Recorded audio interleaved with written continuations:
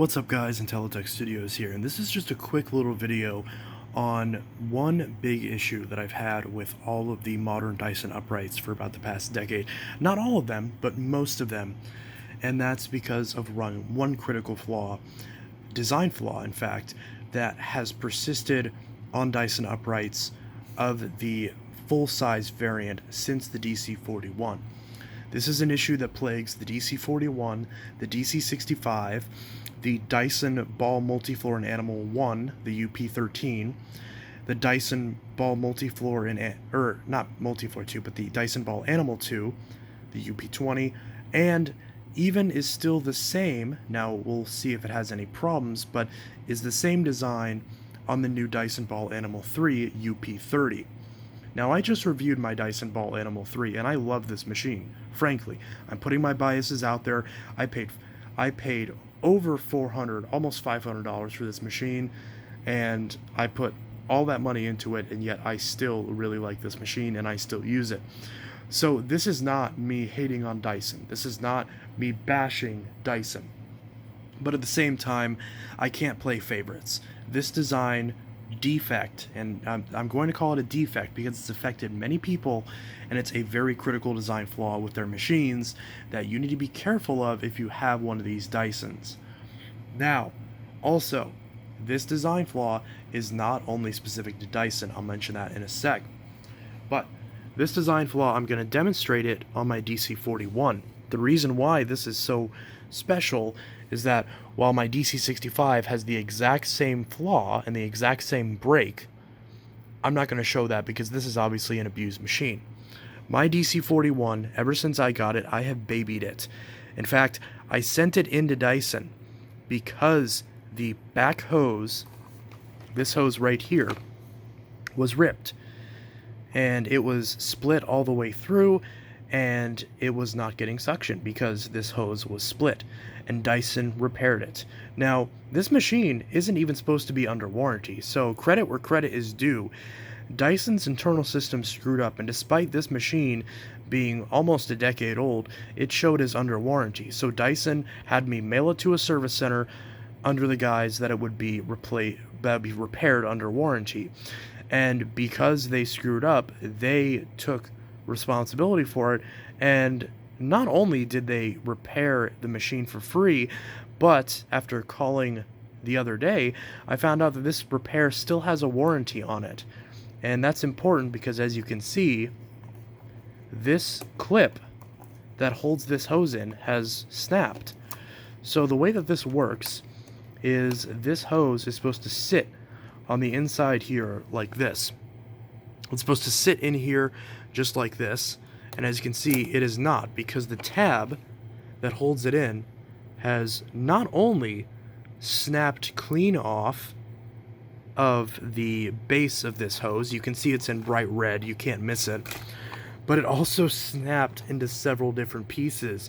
Even the screw that was threaded into here fell off. I didn't loosen the screw, I didn't mess with it, I didn't touch it. It just fell off. The screw broke out of this hole. It's not wanting to focus, but it broke out of this hole and fell apart in several different pieces. And again, this is in red, so you can see all the pieces right here. And there's even, you can see a little red piece right here. So this whole mechanism, this whole hose has snapped. Now, here's the problem with this. Not only is this hose held on by this very thin piece of plastic on the DC41 and 65, not only is it held in by a very tiny piece of plastic and this very small dinky Phillips head screw, but this screw doesn't even drive in at all. It just barely holds in there. So it's constantly pulling it down, not to mention the fact that this hose goes in at an angle. You see how it naturally goes in at an angle like this? So when it's improperly, the hose is improperly pulling at an odd angle, and this is a stretch hose with not enough slack. So when this is locked like this hose is very tight. There is there's a lot of pressure on it, and there is no give whatsoever. So because Dyson designed this to twist in at an angle, with the hose to have not enough slack, and with this to have a very thin piece of plastic holding it in, this tab is prone to breaking. Now, it wouldn't be a big deal if this hose was easily replaceable, it'd just be a hassle. But Dyson has engineered the DC41 and recycled this design even onto the newest ball, where the only way you can change this hose is by completely stripping apart multiple layers of the ball and basically replacing that pipe within the ball, and it's attached to the yoke assembly, and it's attached to different layers with several screws very deep inside the ball.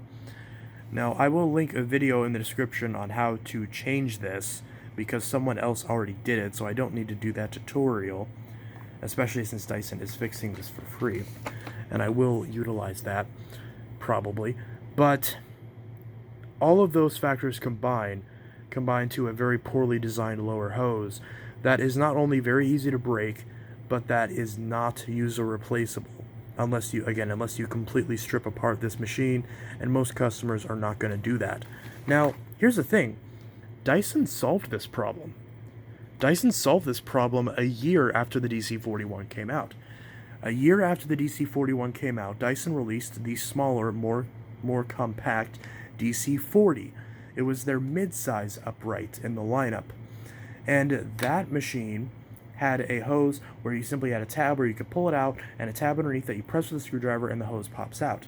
In fact, not only did Dyson use that on then the DC50, which was an even smaller machine, so the excuse is not the size of the machine. Even on their smallest, most compact DC50 upright, they still incorporated the better hose, but also on their Dyson Kinetic Big Ball.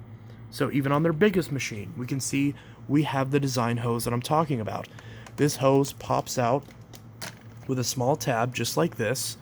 It's held in very easily. You can just undo this tab. There's a groove right here.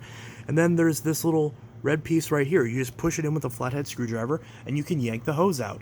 You stick the new one in until it clicks, and then you grab this, you put it in the tab. It's incredibly simple.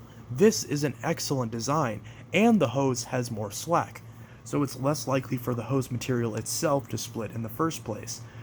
This is an excellent design. The hose is easily user changeable, and the part is incredibly cheap. But for whatever reason, when Dyson released the updated version of the DC41 and 65 with the cleaner head of the Dyson Kinetic, that's the Dyson UP13, that's this model over here, the Ball Multifloor Ball Animal 1, they did not carry over this design. Despite them advertising this as a re-engineered machine, this design is the same on this. And even on the Ball Animal 2 that replaced this, it's the same. On the Ball Multifloor 2 it's not, because the Multifloor 2 is a newer version of the DC40. But if we're talking about this mid-size variant that's based on the DC41, even going to the newest one, same design. So this brand new, freshly released Dyson has the exact same designed hose with the exact same design flaw as the old DC41. And that worries me, because both of my Dysons that I use on a regular basis, both this Ball Animal 3 and this Ball Total Clean, have this exact design flaw. So even if I fix up this DC40 and I immediately get rid of it so I don't have to worry about this tab breaking again, same with that 65, which has the same issue, I still have to worry about that same design flaw on the newest Dyson Ball series. Because the Dyson Kinetic is out of stock, and it's probably going to be discontinued soon, realistically speaking. I'm not sure about that, because people have said it's been discontinued before, but I feel like with this new cleaner head, I feel like this is finally the time the Kinetic will be sunset. So the Ball Multifloor 2 is gone, the Kinetic is gone, the compacts have been off the market for a while, which means that your only Dyson you're going to be able to get in an upright is going to be the full-size variant with this hose. So that worries me. So I don't know what Dyson was thinking by recycling this hose design. I know Dyson said that they don't want to develop uprights anymore, but come on. You were able to re-engineer this cleaner head onto an upright, and you obviously had to re-engineer an entire new yoke assembly to accept this new cleaner head, because this is not the same connector, not even close. So you had to re-engineer all these parts. Why couldn't you have also re-engineered the rear hose and retrofitted this style hose onto the back of this? Now the changeover valve hose I can kind of understand because it's a little bit more complicated, but those don't break as often as the rear hose in my experience. So what's the excuse, Dyson? I don't understand it. Now here's the thing. This is not me picking on Dyson, because I just reviewed the Shark Rotator NV752, and that vacuum is even more notorious for the lower hose breaking on the power heads. Not only the lower hose breaking on the power heads, but the neck of the power heads snapping clean in half. I've had it happen on mine. So, by all means, Dyson is not the only brand that has issues with their build quality and design. And to be fair, unlike Shark, Dyson actually took care of me on this, because this machine is far older than that Shark Rotator, and Shark tried to get me to pay for a new power head. Dyson fixed this issue for $0 out of pocket, even though this machine's out of warranty. But again, the only reason they did that is because their internal system screwed up and said it was under warranty. But especially if it happened to this, or if it happened to this, I know I'd be within warranty and Dyson would take care of me. So it's not a matter of, they're not going to take care of you if it breaks, because in my experience they will. The problem is that Dyson would have saved a lot of money, at least on this machine. Like, with how many times I've shipped this back and forth and had labor done to it, like, Dyson spent a good amount of money on this machine, and the fact that they are going to spend more now is not great for them, because had they engineered this with this hose, then this wouldn't have happened. At least not with the rear hose. I know in my case the COV was ripped, but that's a separate thing. But as far as the back hose, that's another thing, because I wouldn't have to send it in again just now. I'm starting to repeat myself a little bit, but I feel like I'm finally getting the point across, because Dyson, this is a bad design, and this should not have made it onto this $600 vacuum.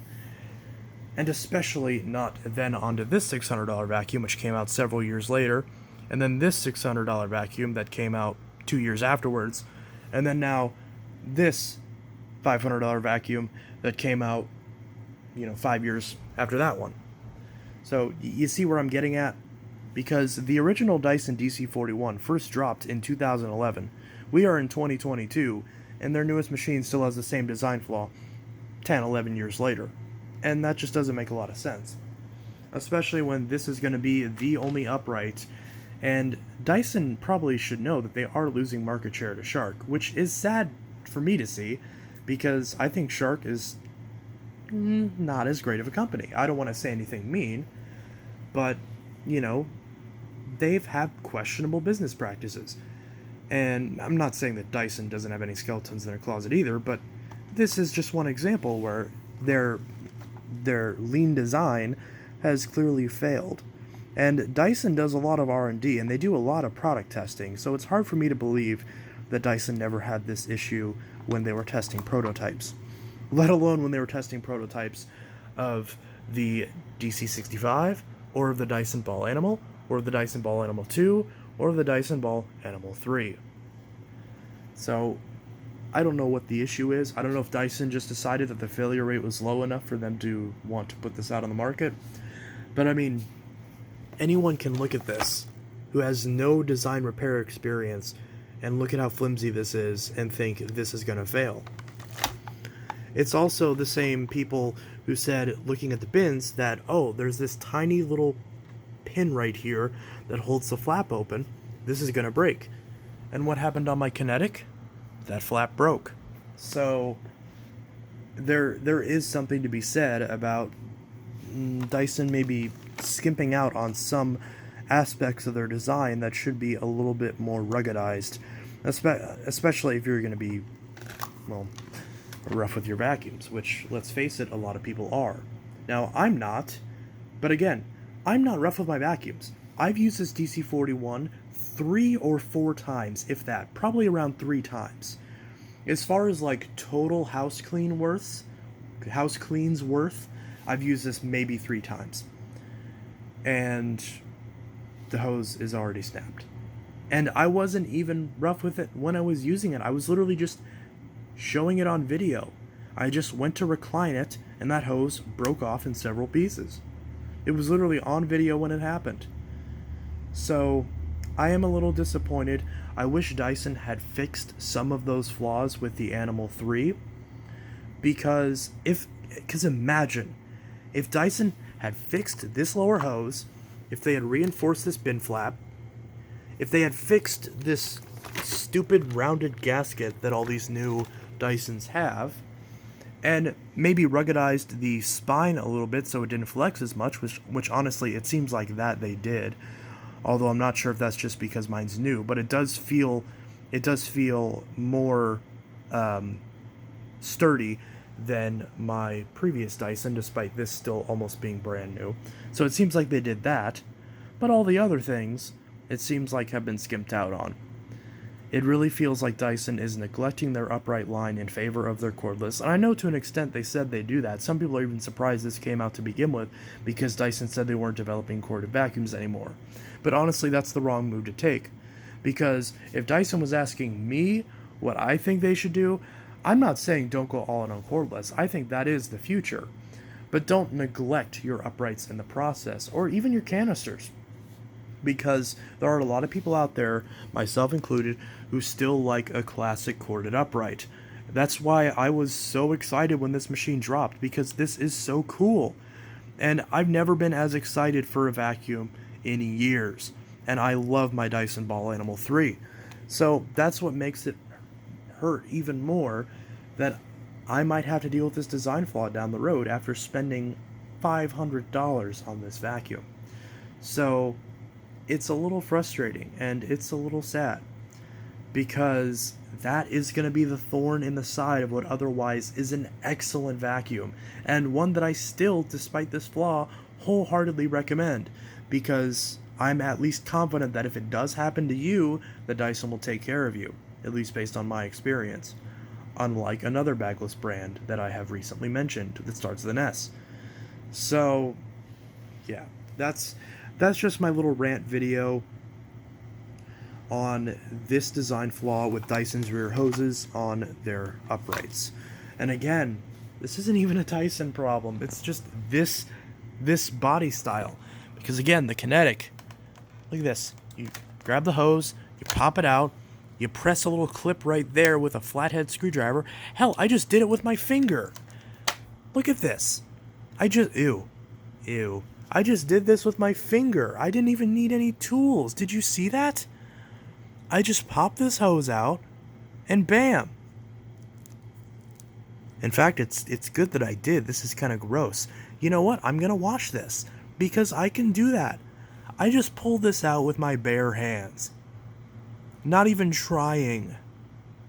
And this is still secure in there. It's not like this wasn't on there all the way. It never popped out in the 5 years that this is a launch model kinetic.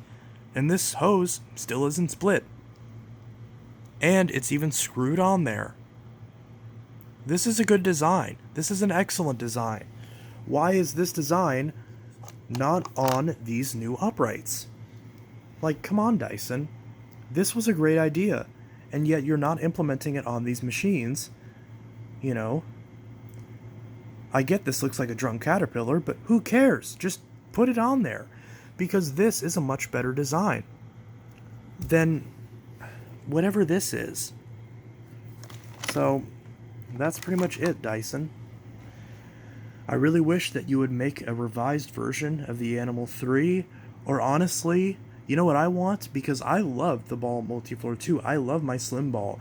I know it might have some issues with the stabilizing wheels breaking, but that smaller machine was lighter weight, it didn't have the gasket flaw, and it didn't have this rear hose flaw. The only reason I don't use my Dyson Slim Ball is because the cord is really short, and I'm too lazy to change the cord. So Dyson, if you came out with a Dyson Ball Multi-Floor 3 with this cleaner head, oh my god, I would buy 3 of them. It might take me a while because they're expensive, but I would buy it. But it seems like you guys are neglecting it.